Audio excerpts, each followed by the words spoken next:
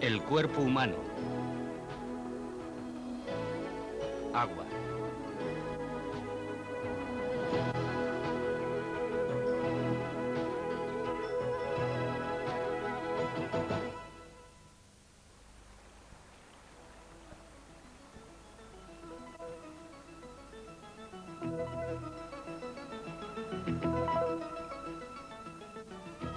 Hemos evolucionado en un planeta acuático.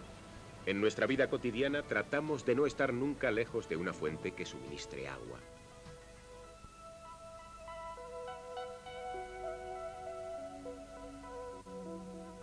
El cuerpo humano puede perder agua de diferentes maneras.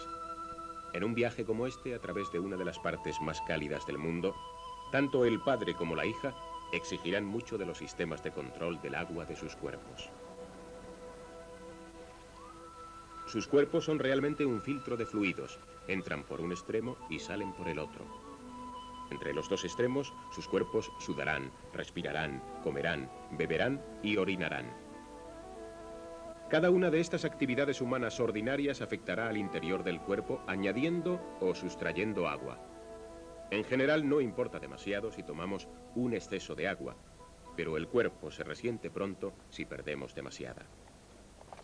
Después de una pérdida del 5%, nos entra mucha sed. Si es del 10%, nos ponemos muy enfermos.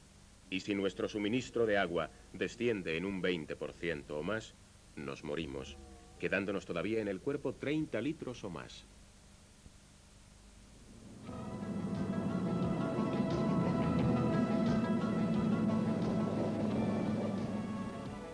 Nuestro fluido interno es salino, como el mar. Quizás esto sea un recordatorio del hecho de que los peces fueron nuestros remotos antepasados. De hecho, el equilibrio de los productos químicos en el fluido corporal está muy cerca de la composición del agua de mar, aunque mucho más diluida. La manera de funcionar de nuestras células depende del equilibrio adecuado de sodio y de cloro, lo cual significa sal. La sal juega un papel vital en el funcionamiento del cuerpo. Y solo puede hacerlo si se la transporta en la proporción exacta dentro del fluido que baña las células.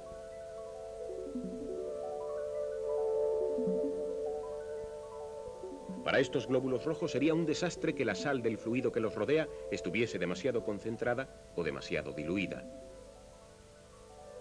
Estas células se están hinchando porque la concentración de sal en el exterior de la célula es menor que en el interior. A medida que van perdiendo su forma de disco, podrían acabar estallando y derramando su contenido.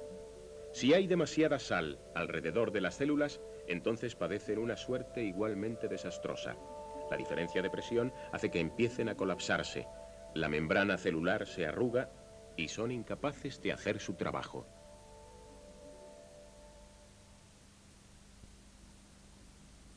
Para evitar situaciones tan drásticas, el cuerpo tiene un sistema de alarma, la sensación de sed.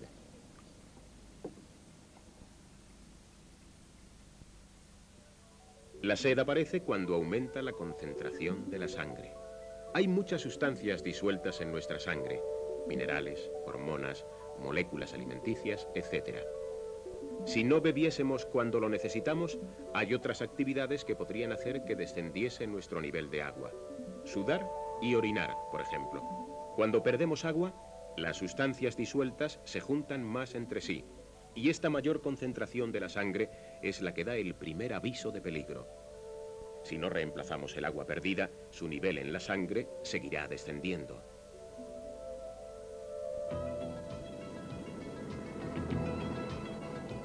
Generalmente no nos interesamos activamente por la concentración de sales en nuestra sangre, pero todos estamos familiarizados con la sensación de sed, que es la manera que tiene el cuerpo de avisarnos de que sus células podrían estar en peligro. Padre e hija van a visitar a unos amigos, así que saben que no tendrán que esperar mucho para beber. ¿O sí?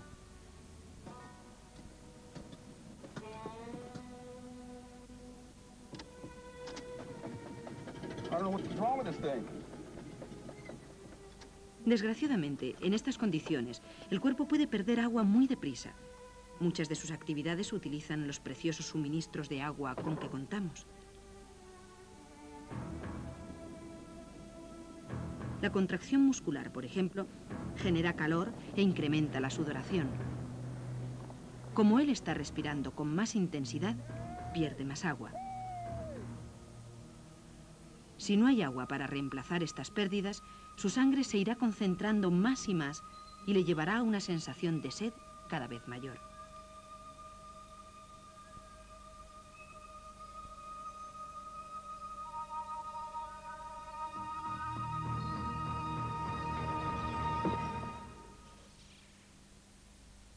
La sensación de sed empieza en esta pequeña zona del cerebro.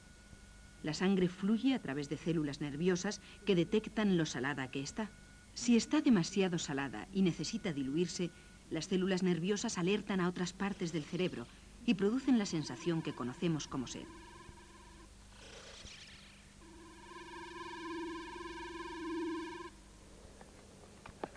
Have some water.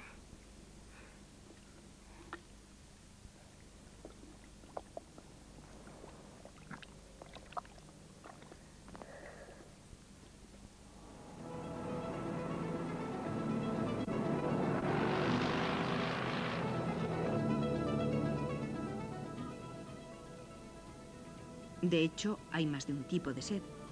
Él se sentía sediento porque había perdido mucha agua, pero ella tenía sed porque había ingerido demasiada sal anteriormente. Igual que su padre, la sangre de ella se ha vuelto también más concentrada, pero por un motivo opuesto.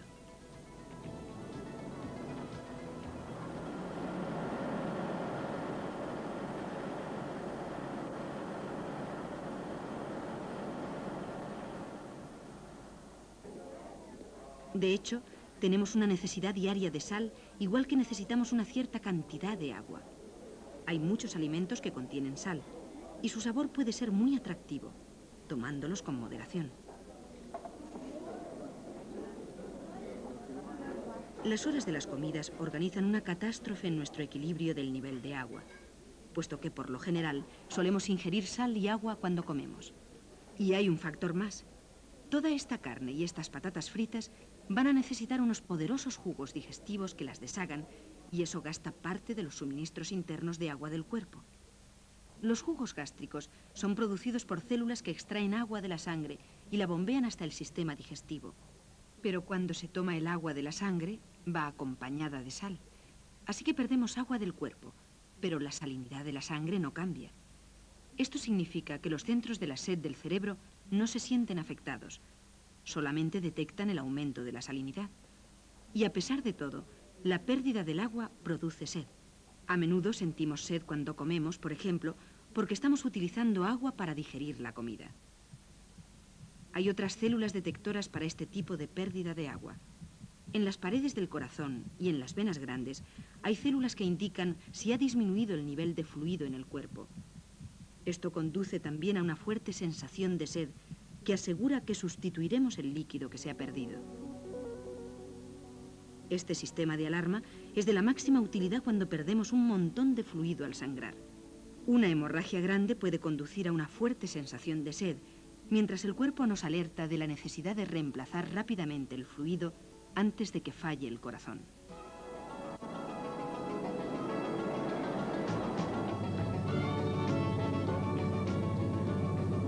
Oh, you get so thirsty out here. It's so hot.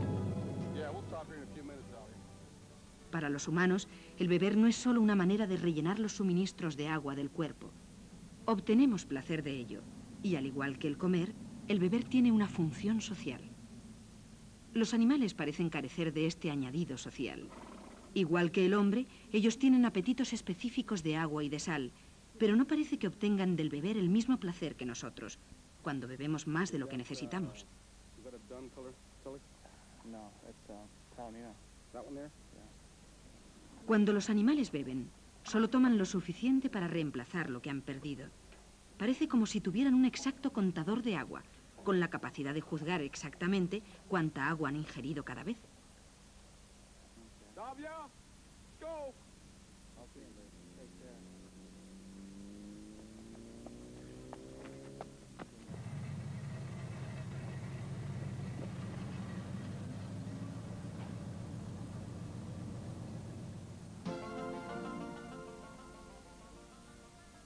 Si tomamos demasiado líquido, antes o después tendremos una forma fácil y familiar de deshacernos de cualquier exceso. Si bien podemos tomar agua en cualquier momento y en cualquier lugar, somos mucho más cuidadosos respecto al cómo y dónde nos desprendemos de ella. El principal medio voluntario de deshacerse del exceso de agua que hay en el cuerpo es mediante el hecho de orinar. La acumulación de la orina y la manera que tenemos de expulsarla están bajo el control de un sistema que nos permite mucha libertad, aunque hay veces en las que no nos queda más remedio que hacerlo. El líquido que abandona nuestro cuerpo tiene una composición muy diferente de cualquier cosa que hayamos podido beber. Como podemos ver, gracias a esta técnica óptica, está lleno de productos químicos disueltos, la mayoría de ellos moléculas que crecerían hasta niveles que podrían resultar dañinos si no las expulsásemos. Hay incluso algunas sorpresas, como estos preciosos cristales de la orina.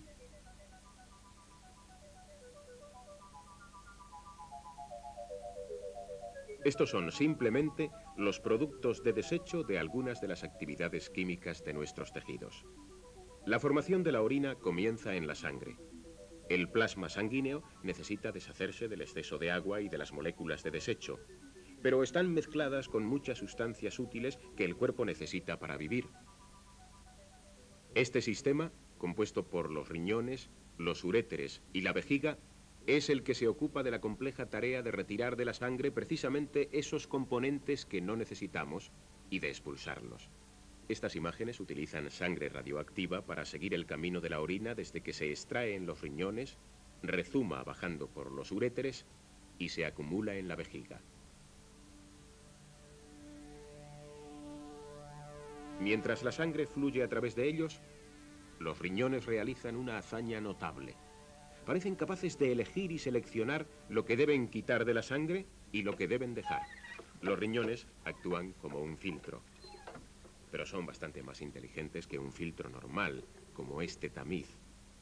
Aquí cualquier cosa que sea más pequeña que los agujeros del cedazo puede pasar, pero nuestros riñones son capaces de devolver ciertas sustancias después de que se han colado por los agujeros si las necesitamos en el mismo cuerpo. Tenemos dos riñones que proporcionan tejido más que suficiente para realizar la tarea. Su posición en el cuerpo refleja el papel crucial que tienen para filtrar la sangre, pues están situados muy cerca de la arteria y de la vena principales que bajan por el centro del cuerpo. Con cada latido del corazón, los riñones reciben un cuarto del volumen total de sangre del cuerpo. La sangre es empujada dentro del riñón a través de un sistema de vasos sanguíneos que la devuelven luego al sistema circulatorio principal después de haber sido filtrada. En el curso de un día, el flujo de sangre que pasa por nuestros riñones es de 200 veces el total de nuestro volumen de sangre. Esto significa que por ellos pasan todos los días 1000 litros de sangre. Si los riñones tuviesen que filtrar el contenido de esta piscina, lo harían en un par de meses. Si los riñones fuesen un filtro ordinario, retendrían los componentes de la sangre más grandes, como los glóbulos rojos y las moléculas de hormonas, y dejarían pasar todo lo que fuese más pequeño. Eso incluiría muchas sustancias útiles como la sal y la glucosa, que serían arrastradas con la orina.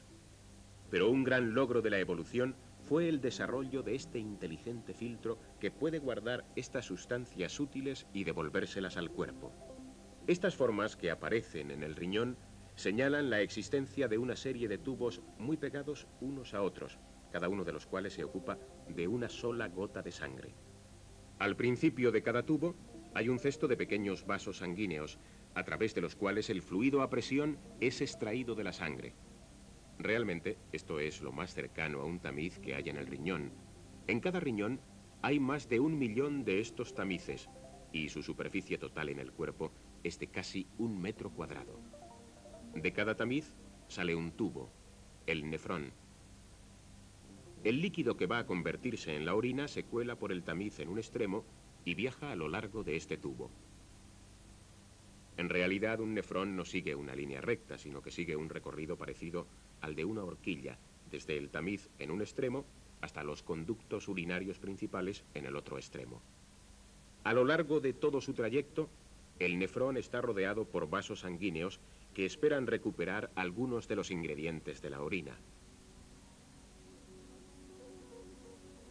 Las moléculas de glucosa son lo suficientemente pequeñas como para colarse por el tamiz, pero la glucosa sirve para darnos energía y por eso se vuelve a capturar.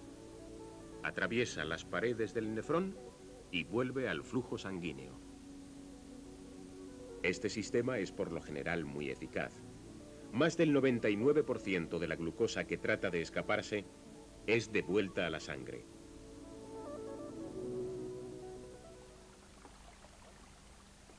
Hay otras dos sustancias importantes que el cuerpo trata de recuperar mientras se forma la orina.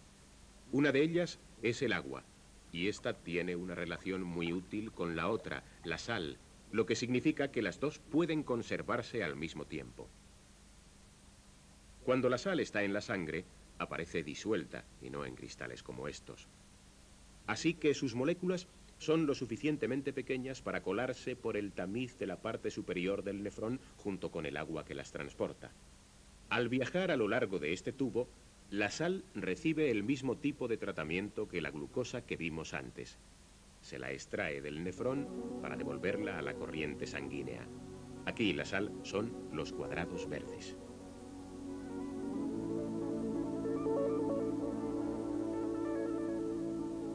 Y en esta ocasión ocurre una cosa interesante. El agua, los puntos azules, sigue a la sal al volver a la sangre.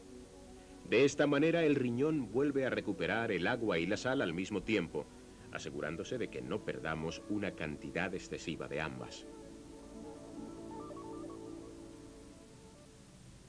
Para cuando el líquido ha recorrido el nefrón de un extremo al otro, el riñón ha recuperado muchas sustancias útiles y las ha devuelto a la sangre. Los riñones son tan eficaces que alrededor del 99% del volumen del fluido que pasa por ellos es devuelto a la sangre. El 1% restante, 1 litro diario más o menos, se dirigirá hacia la vejiga y el mundo exterior.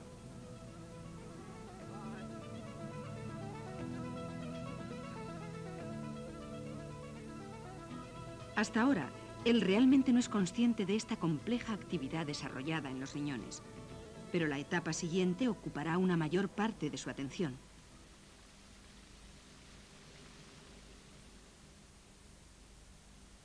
Los riñones y la vejiga forman parte del sistema excretor del cuerpo.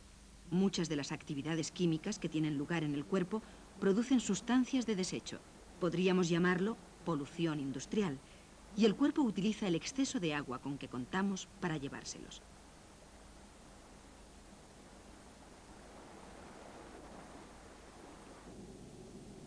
El ritmo con el que acumulamos la orina varía con la temperatura. En un día cálido como este, los riñones no producen tanta orina como cuando hace frío, porque el cuerpo se desprende de una gran cantidad de agua por el sudor. La manera que tiene el sistema de deshacerse de la orina es mucho más sencilla que la filtración realizada en los nefrones. En realidad, es un simple mecanismo de fontanería. 5 lóbulos del riñón, independientemente, escurren su orina en este espacio.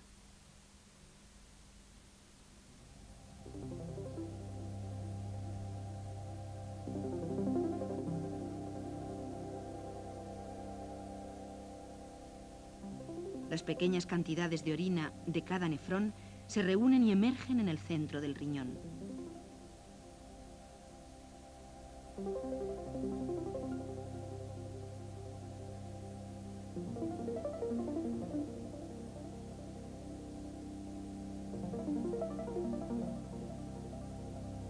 Aquí, unas contracciones empiezan a bombear la orina hacia la vejiga.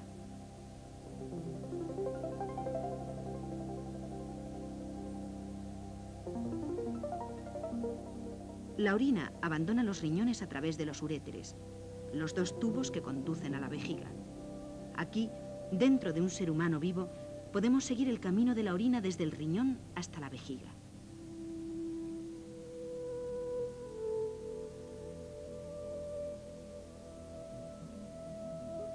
Después de que cerca de 150 milímetros cúbicos de orina han goteado dentro de la vejiga, empezamos a tener una sensación de presión, aunque no tan fuerte como para que necesitemos orinar. Cuando entra más orina, dilata las paredes de la vejiga.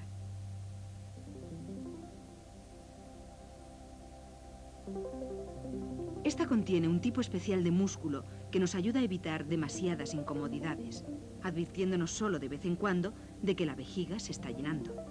De este modo, nos recuerda suavemente la necesidad de orinar, en vez de sentirnos constantemente incómodos por la vejiga en expansión. El aumento de la presión cierra la boca de los uréteres y evita que la orina vuelva a fluir hacia los riñones. Cada vez va escurriendo más orina, hasta que la vejiga contiene más de 1/3 de litro. En este punto, la vejiga empezará a mandar más mensajes urgentes al cerebro. Boy, I gotta go to the bathroom. A partir de ahora tendremos menos elección. La vejiga puede contener un máximo de medio litro antes de que la sensación empiece a ser dolorosa.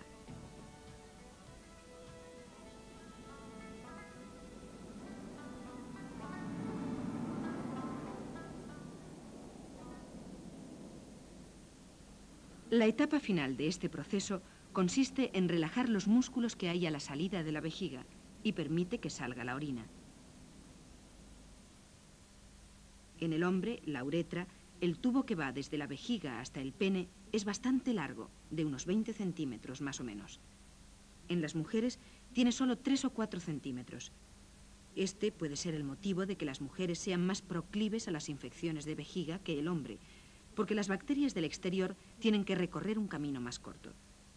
Los hombres tienen que exprimir los músculos de la uretra para deshacerse de la orina que quede, pero en la mujer, la uretra más corta se vacía únicamente por gravedad. Cuando aflojamos los músculos de la salida de la vejiga, la presión de sus paredes musculares empuja la orina hacia afuera. En pocos segundos, la vejiga se contrae, mientras que la orina hace su recorrido final hacia el mundo exterior.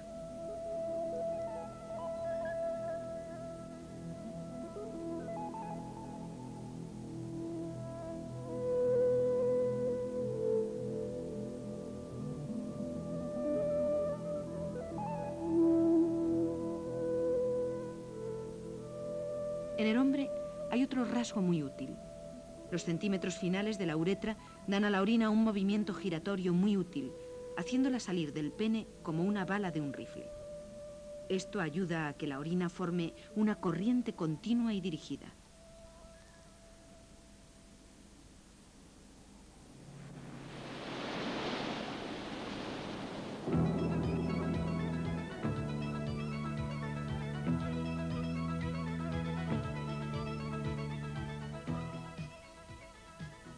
En todos nosotros, la entrada de agua debe equilibrar su salida del cuerpo. Al comer y al beber, nos ocupamos de la entrada. Al sudar, al respirar y al orinar, ajustamos cuidadosamente su expulsión. Y la intención de todo esto es que las células del cuerpo puedan seguir con sus actividades diarias, en un medio ambiente interior, tranquilo y pacífico, sin que nos envenenemos, nos ahoguemos o nos deshidratemos.